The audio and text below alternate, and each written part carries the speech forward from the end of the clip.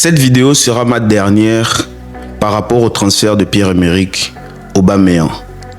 Alors, quand Aubameyang s'apprêtait à quitter Al-Qadsia, nous avons été le premier média au Gabon à annoncer que Aubameyang était en train de quitter Al-Qadsia.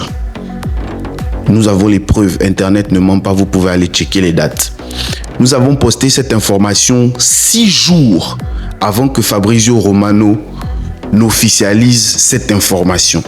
Et nous avons tenu cette information pour la première fois où nous l'avons eu avec le journaliste saoudien Ahmad Touman sur Twitter. Parce que c'est quelqu'un de très fiable en Arabie Saoudite. Donc 6 jours avant Fabrizio Romano et avant tous les médias gabonais, je dis bien tous les médias gabonais, privés comme publics, nous, Anzila Webzine, nous avons posté l'information et on avait mis en gros titre urgent. L'image est là, vous pouvez voir.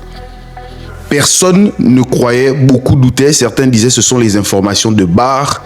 Et quelques temps après, donc on va dire une semaine après, toute la presse européenne a repris l'info et je pense même que quelques temps après nous, Foot Mercato a repris l'information. Pas forcément chez nous, mais ils ont eu aussi vent de l'information, mais nous on avait déjà posté. Comme on est gabonais, certains étaient toujours dans le doute, mais ça, on n'en parle pas. Deuxièmement, avant même que quiconque ne parle de Marseille, juste après que nous ayons annoncé que Pierre-Emerick Aubameyang était en train de quitter Al-Qadsia, avec nos propres recherches et nous avons fait notre propre analyse sur YouTube qui est toujours disponible. Et on a dit 4 potentiels clubs dans lesquels Pierre-Emerick Aubameyang pourrait signer. Et nous avons expliqué pourquoi nous pensons que Aubameyang pourrait aller là-bas. Et cette fois-ci, on n'a pas mentionné de source ou quoi que ce soit parce que c'était nos propres analyses, c'était nos propres recherches. La vidéo est toujours disponible sur YouTube. Le premier club que nous avons mentionné, c'était le Milan AC. Dans la vidéo, nous avons dit pourquoi. Deuxième club, c'était Arsenal.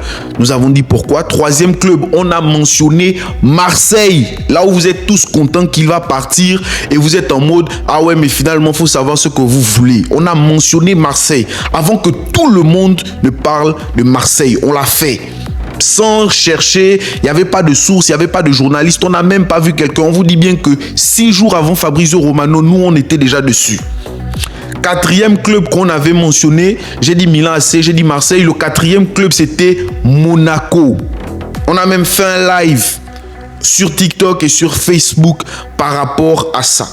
Maintenant, le même journaliste fiable chez qui nous avons eu la première info selon laquelle Pierre-Emerick Aubameyang devait quitter Al-Qadsia reposte une information où il dit que non, Aubameyang est en ce moment en pourparlers avec Al-Ettifaq et dans les prochaines heures, le club saoudien va annoncer Aubameyang. Mais la première info qu'il nous a donnée est fiable. Ces infos sur sa page sont toujours fiables.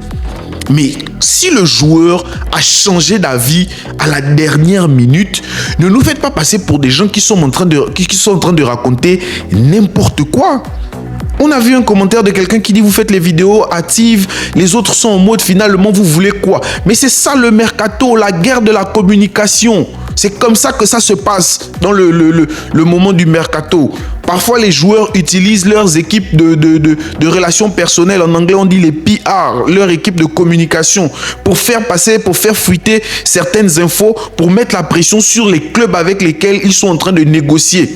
Soit pour faire augmenter leur valeur marchande, soit pour faire augmenter leur demande au niveau du salaire. Et c'est peut-être le cas de Pierre-Emerick Aubameyang. Et dans la vidéo où on dit que Aubameyang irait peut-être à Al-Ettifaq, on dit même que sûrement notre analyse donc était mauvaise. Mais au finish, si certains sont de bonne foi, ils peuvent venir dire que tu avais tort de dire que ton analyse est mauvaise. Finalement, ton analyse était bonne. Il part vraiment à Marseille.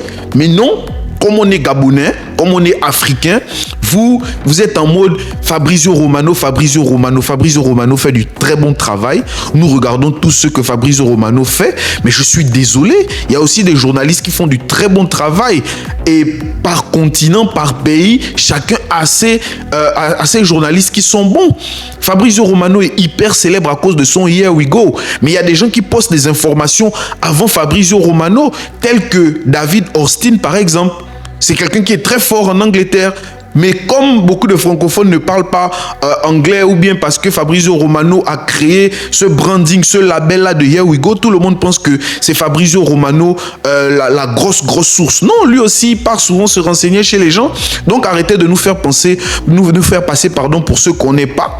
On a bien analysé et on ne vous a pas mené en bateau. On n'a pas dit Aubameyang devait signer en Chine ou il devait signer aux États-Unis. On est resté cohérent du début à la fin. On a mentionné Marseille avant tout le monde. On a mentionné qui devait quitter Al-Qadsia avant tout le monde. Al-Ittifaq, il y a eu contact ou pas? Il y a effectivement eu contact. Si aujourd'hui, même Romano dit il a refusé des clubs en Afrique, en Arabie Saoudite pour accepter l'OM, ça veut dire qu'il y a réellement eu contact. Donc à quel niveau il y a eu de fausses informations? S'il vous plaît, respectez ce qu'on fait. Si vous ne voulez pas, on tolère que vous puissiez émettre des critiques, mais il y a des critiques parfois qui sont très rabaissantes pour ce qu'on essaie de faire avec les maigres moyens que nous avons. Et donc, Romano, il est au niveau où il est, c'est parce que certains Italiens l'ont soutenu, certains Européens l'ont soutenu et les autres aussi pareil. Donc, si vous ne savez pas soutenir les vôtres, de grâce, faites un effort de ne pas les descendre. C'était Karl de Nzila Webzine. Il n'y a que de l'amour par ici. Félicitations à Pierre-Emerick Aubameyang. Merci à tous ceux-là qui soutiennent aussi. On est ensemble. Peace.